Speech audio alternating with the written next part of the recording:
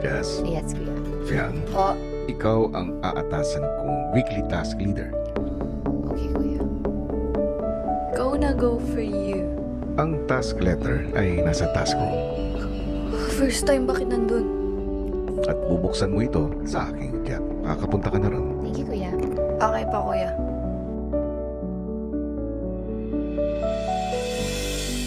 Kuya, na-happy ako nung pumasok ako sa task room. Kasi ang daming books. There's some room of like an investigator. Sige, pumunta ka na ng task room.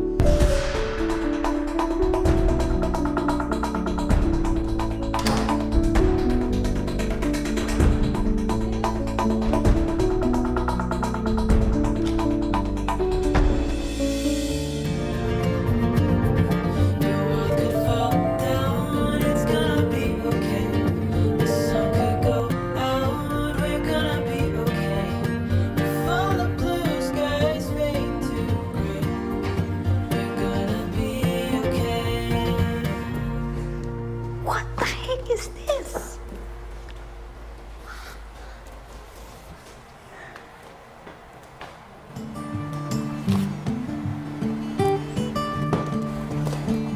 So para ding nag-warm yung heart ko na she's there.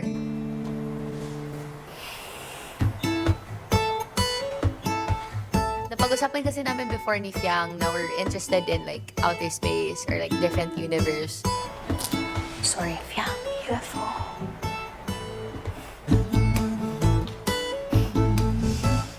Totoo, na-touch ako doon kasi nga, I love like science, mga UFO, gusto ko yung mga ganyan. And gusto din niya kuya yon. So like, same kami na may gusto kami nung type of book na ganon. UFO as in yung friendship.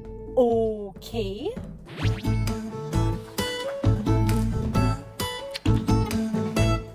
Parang kinabahan ako kasi I didn't know pa how to approach or anything. So awkward. Kaya narinig ng dalawang task leaders ang hudyat para sa kanilang weekly task letter.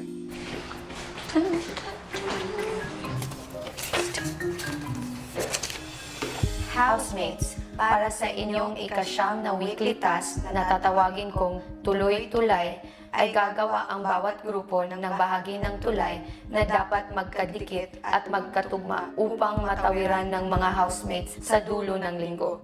Bukod sa tibay ng tulay, kailangan tiyakin ng housemates na ang disenyo nito ay tumutulad sa hugis ng bahay kapag tinitingnan mula sa itaas. Gamitin ang blueprint bilang gabay sa paggawa nito. Fiang at Jazz, kayo ang itinatalaga kong weekly task leaders para sa inyong grupo. Kayo lang ang pwedeng mag-usap tungkol dito ng personal. Good luck, housemates. Oh my gosh, how are we gonna do this? So, kailangan natin alam kung saan ako magsisimula dito. Saan ka magsisimula? Yun nga eh. Tanong, bakit kailangan connected para sama-sama na ako? So iniisip ko pa paano ko siya i-approach, how can we start the conversation, ano bang mangyayari. Ayos to. Basta tubig, ikaw weekly task leader. Balsa. Biglang nagchika si bakla. Alam mo yung mga rope na parang dadaanan ng mga tao, tapos gagawin. Oo. Feeling, what if ganun? Kapahirapan tayo. Aba, What if? Pero sige, kailangan natin ito ma-succeed. Para akong nanay niya dyan. Ako yung Nanay ka na. Parang naibsan onte yung pakiramdam ko when I saw her with a smile. Naku, si Fiang na yung naging nanay. Nanay talaga. Parang una no, awkward pa ako. And then nung nagchika-chikahan kami, parang feeling ko, gusto niya na akong maging friend ulit. Maging friend ulit. Ano kaya nagluluto? Ay, me! Fiang and Jen. Ikaw na, hindi na si JP. Sino pinaklamas ko? Binsoy. Parang kumutay din yung karne namin. Ay, hindi namin kinunod. Ay, hindi. 4 na beses kami kumakain ng karne sa isang araw. Actually, kami din. Hindi malakas kumain si JM and Binsoy. Actually, si Binsoy, oo. Si JM, hindi. Nagda-diet na si bakla. Baka.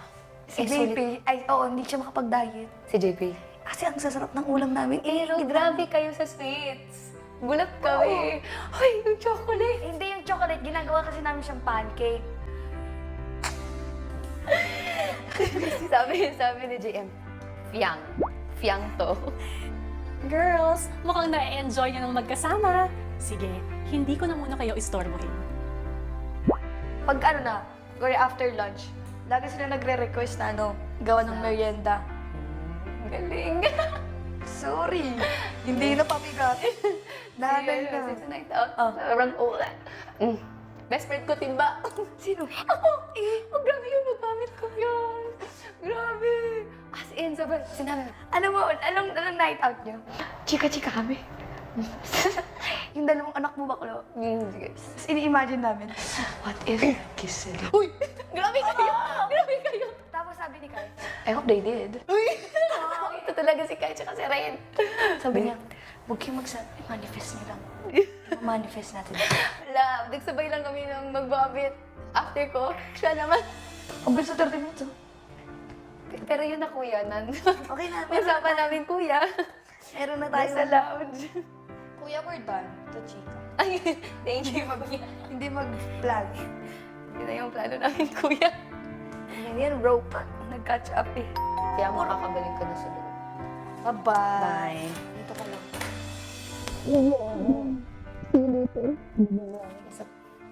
Mag-plan ulit. Bye, Fiangi. Bye-bye.